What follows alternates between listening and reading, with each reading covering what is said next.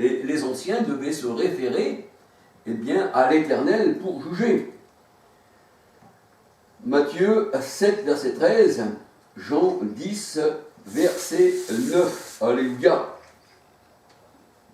Alors, quand les disciples partirent deux à deux pour aller à la campagne, au village, alléluia, on dit campagnard, et le mot campagne, campagnard, bourg, on va dire aussi, on peut dire pays, et c'est du mot pays que vient le mot païen, paysan.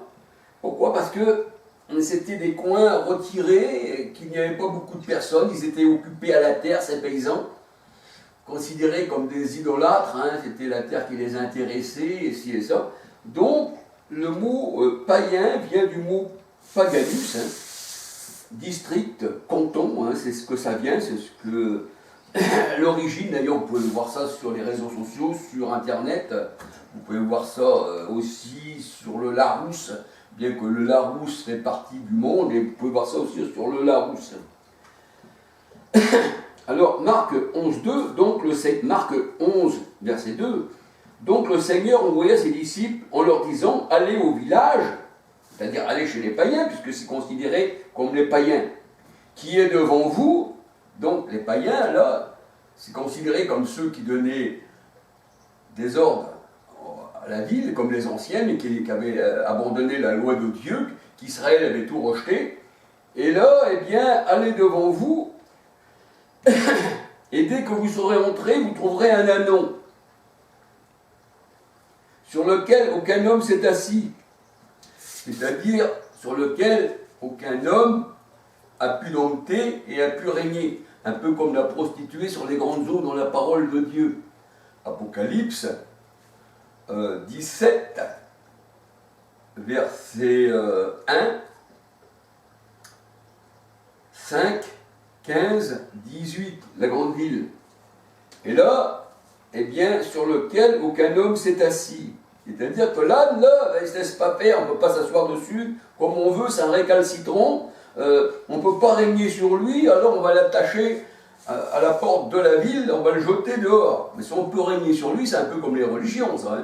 S'ils peuvent régner sur vous, alors il n'y a pas de problème. Mais s'ils ne peuvent pas régner sur vous, ils vous attachent à la porte de la ville, ils se font vos juges, et vous êtes rejetés, et vous êtes dehors. Mais l'âne, voyons qu'il ne se laisse pas facilement domestiquer. Au fait, aucun homme eh bien, n'est monté dessus. Il n'y avait que le Christ qui pouvait s'asseoir eh bien, sur cet âne, sur cet homme. Alléluia. Christ, Jésus homme, bien sûr, alléluia. Mais on dit aussi que Dieu est esprit. C'est l'esprit qui règne aussi sur les disciples.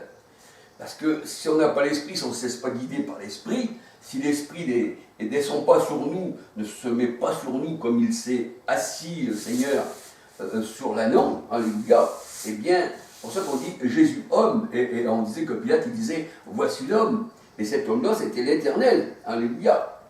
1 Timothée 2,5, Jésus homme, mais aussi Jésus, bien sûr, l'Éternel, Matthieu 1,23. Apocalypse 1, 7, 8, le Dieu Tout-Puissant. Alors avec le Dieu Tout-Puissant qui peut dompter, on va dire, cet âne. Alléluia. Pas un autre ne pouvait s'asseoir dessus.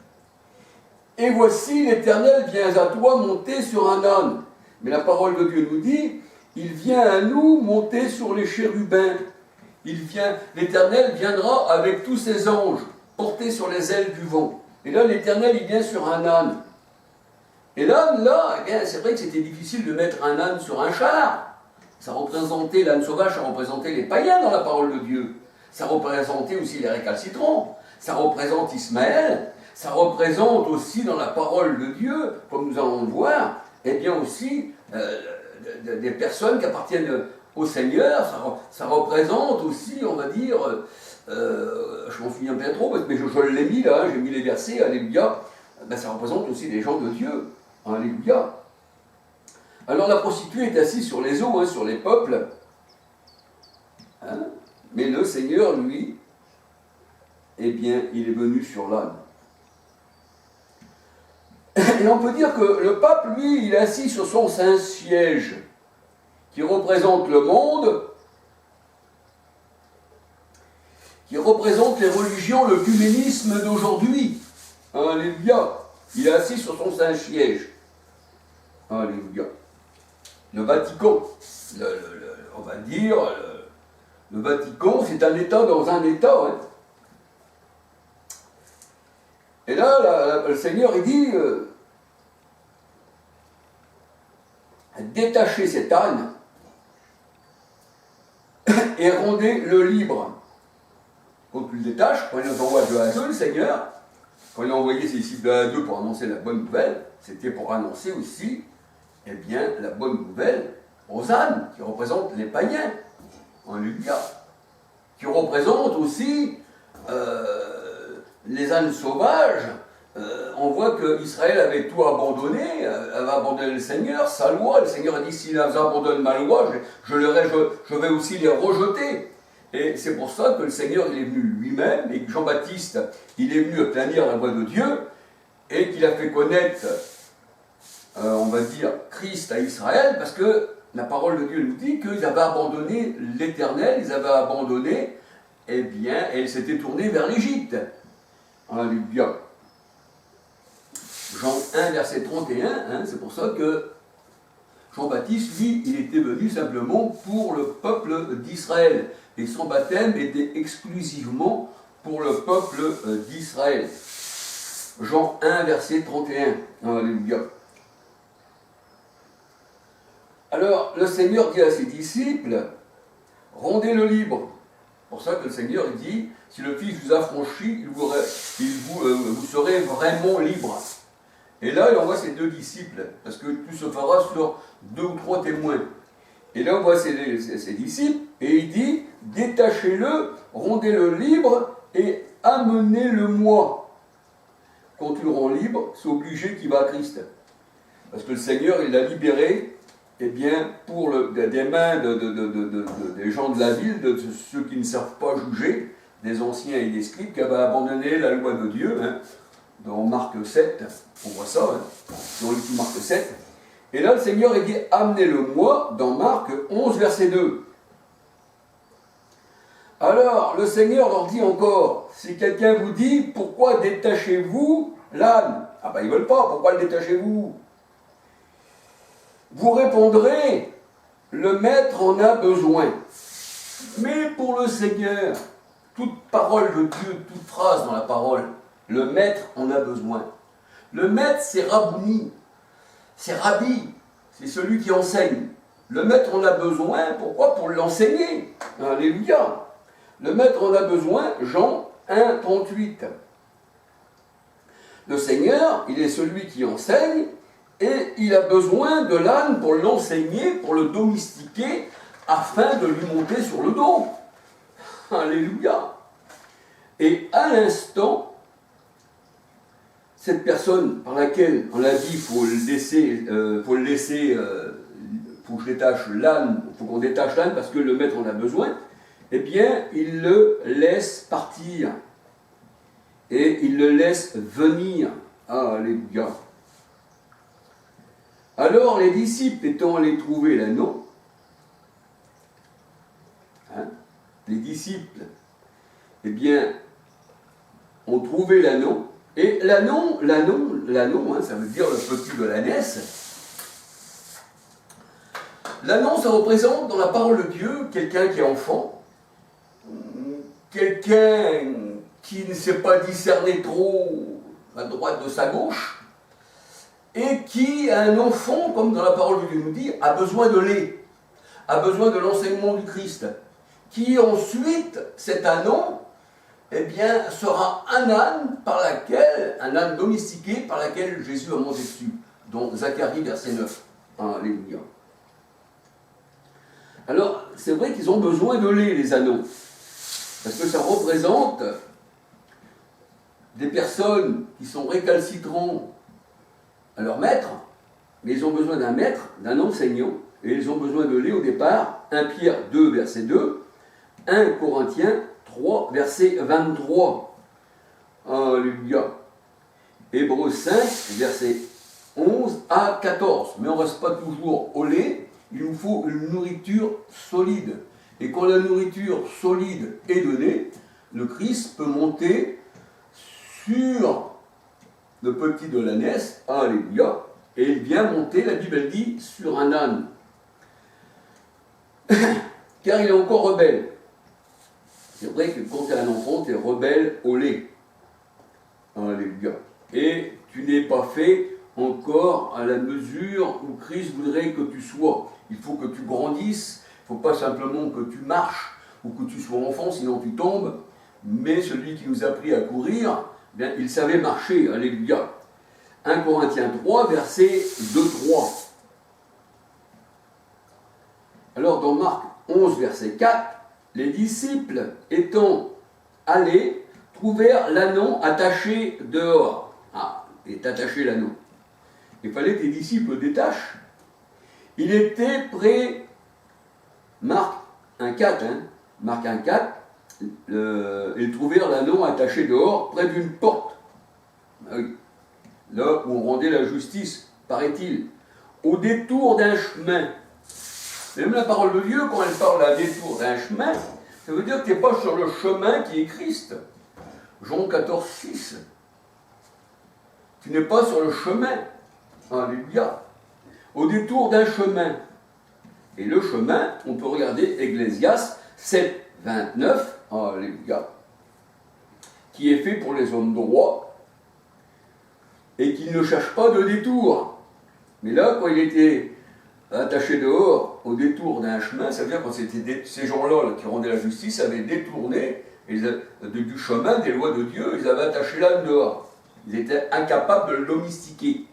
C'est pour ça que le Seigneur il dit, vous faites tout pour faire un prosélyte, mais lorsqu'il est devenu, eh bien il est pire que vous. Alléluia. Au détour d'un chemin. Et la parole de Dieu nous dit que les hommes ont cherché des détours. Dans Job 6, verset 18, Ésaïe 59, verset 8.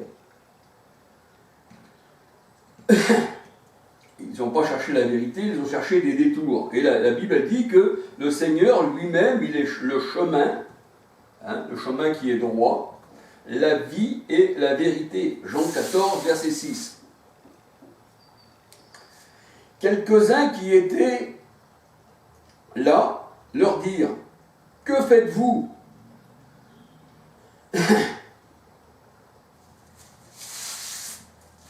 Que faites-vous? Et ils dirent, le maître en a besoin. Alléluia. Donc le maître en avait besoin pour l'enseigner. Et ils firent comme Jésus l'avait dit. Marc 11, verset 6. Et la parole de Dieu nous dit que quand le Seigneur nous délivre, quand il enlève la chaîne, la chaîne qui est au bout de l'âne, qui est attachée à la porte dehors, eh bien, on voit que les disciples avaient été envoyés 2 à 2 justement pour le délivrer de la part de l'Éternel. Les disciples annonçaient l'Évangile. Et la parole de Dieu nous dit, il nous délivre de nos ennemis qui nous ont ligotés, qui nous ont enchaînés. Luc 1, 71. Il nous délivre de la fausse, de la prostituée. Proverbe 23, 27.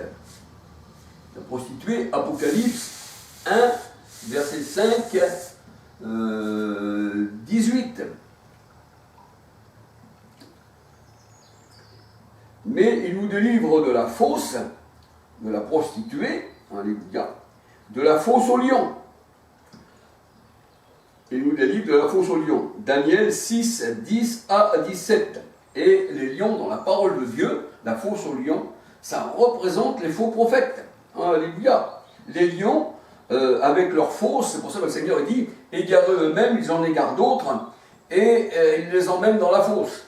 Et le Seigneur dit, ils sont là pour creuser des fosses, et celui qui creuse une fosse tombera lui-même dedans. Et la fosse dans la Bible, c'est le séjour des morts. Ça représente ce monde.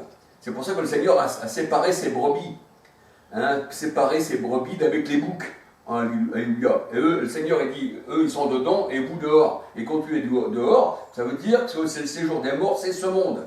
Alléluia. Et d'ailleurs, je ferai une étude approfondie pour vous prouver que ce monde-là, c'est la GN, c'est le séjour des morts, c'est la fosse, c'est le royaume des morts, le royaume d'en bas, le royaume qui a pour dirigeant le diable, c'est-à-dire 1 Jean 5, 19, 20.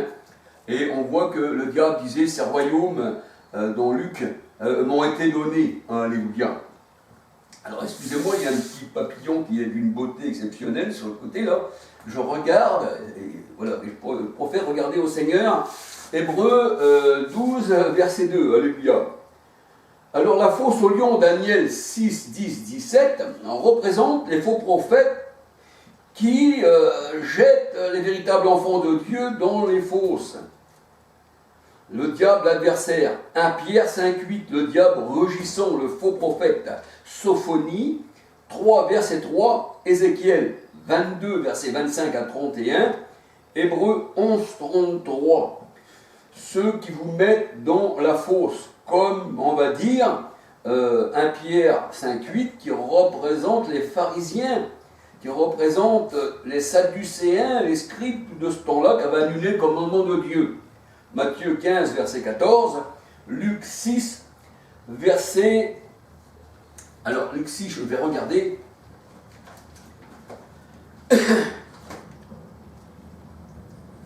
Marc, Jean, Luc 6, alléluia.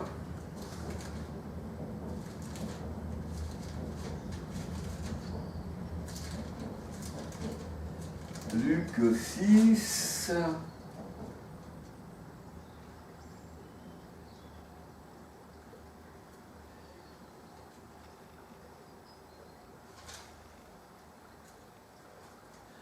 Alors, Luc 6, 39, il leur dit aussi cette parabole, un aveugle peut-il conduire un aveugle? Pharisien aveugle, hypocrite, disait le Seigneur. Un aveugle peut-il conduire un aveugle? Ne tomberont-ils pas tous deux dans une fosse? Et la fosse, c'est la prostituée. Hein. Dans Jérémie 23, 27, la fosse est une prostituée. Et on peut dire que Jérémie, lui, était tombé dans une fosse qui n'avait pas d'eau, qui avait de la boue. Ça représente le monde, c'est ça, la fosse. Ça représente les pharisiens, ça représente les faux prophètes. Alléluia.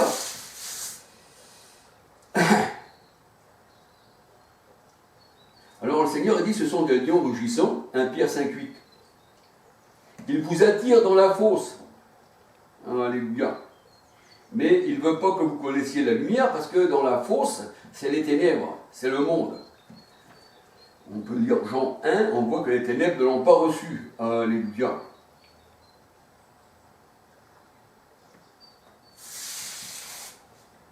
Et la Bible, elle dit que le Christ, lui, nous sort des griffes, c'est-à-dire des lions. Il nous a enlevé de la griffe du lion qui déchire et qui dévore et qui détruit. C'est pour ça que le Seigneur dit, les faux prophètes vous déchirent. Il disait à ses disciples aussi, si vous devenez méchants, que vous ne vous aimez pas, vous allez vous déchirer les uns les autres. Le Seigneur, il ne parle pas là d'un esprit qui viendrait d'ailleurs, il parle aux hommes. Alléluia. Et le Seigneur lui-même, il enlève ses brebis, ses bœufs, 1 Corinthiens 9, 9, ces brebis qui représentent les disciples. Vous, mes brebis, vous, peuple d'Israël, vous êtes des hommes, la parole de Dieu nous dit, dans les Saintes Écritures, vous pouvez retrouver ces versets. Alléluia. Et là, nous voyons que le Seigneur nous sort de la fosse. Matthieu 12, verset 11, Luc 14, verset 1 à 6. Dans cette fosse, là où se trouvent aussi les ânes, les bœufs. Alléluia. Ces pharisiens, là, vous avez jetés. Alléluia. Donc, ils sont du monde, et ils vous laissent dans le monde, et pour ça qu'il y a une séparation d'en bas d'avec le haut. Le Seigneur dit, vous êtes d'en bas de ce monde, du séjour des morts, réveille-toi, toi qui dors, relève-toi d'entre les morts, et Christ va t'éclairer, Éphésiens 5, 14, et il y avait un homme qui disait, mais Seigneur, laisse d'abord enterrer mon Père, mais laisse les morts enterrer leurs morts. Celui qui est mort, c'est celui qui n'a pas l'Esprit de Dieu. dans Jude 19. C'est des hommes qui sont 2 fois morts déracinés. C'est des arbres qui ne portent pas de fruits, le Seigneur il les arrache, il les déracine. Car déjà la cognée est mise à la racine des arbres, qu'on regarde dans le commencement de Matthieu. Alléluia. Luc 14, versets 1 à 6. Le Seigneur Jésus-Christ entre dans la maison de l'un des chefs des pharisiens et guérit un homme que les pharisiens ne pouvaient pas guérir. Cet homme était le symbole, il représente l'âne, le bœuf. 1 Corinthiens 9, 9, alléluia. Il représente la brebis que le Seigneur avait enlevé des griffes de la fosse des lions. Alléluia. Les pharisiens hypocrites, Luc 14, verset 5, selon certaines versions. Comme la Scofield qui dit, eh bien, son fils dans la fosse. Alléluia. Pour nous faire comprendre que ces animaux sont le symbole des hommes, des enfants de Dieu. Luc 14, verset 5. Sauver les brebis perdues. Alléluia. Ce sont les hommes. Luc 18, verset 11 à 14.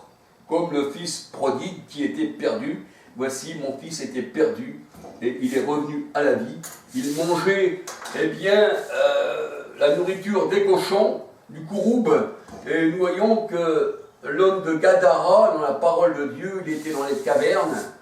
Et la caverne, c'était le tombe. Vous avez fait de mon père une caverne de voleurs. Et on voit que la caverne, dans la parole de Dieu, où a été enterrée Sarah, c'était un cimetière. Et à l'intérieur de ce temple, qui était devenu une caverne de voleurs, eh bien, ce temple-là, c'était des morts. Parce que le Seigneur, il dit, vous êtes des murailles blanchies.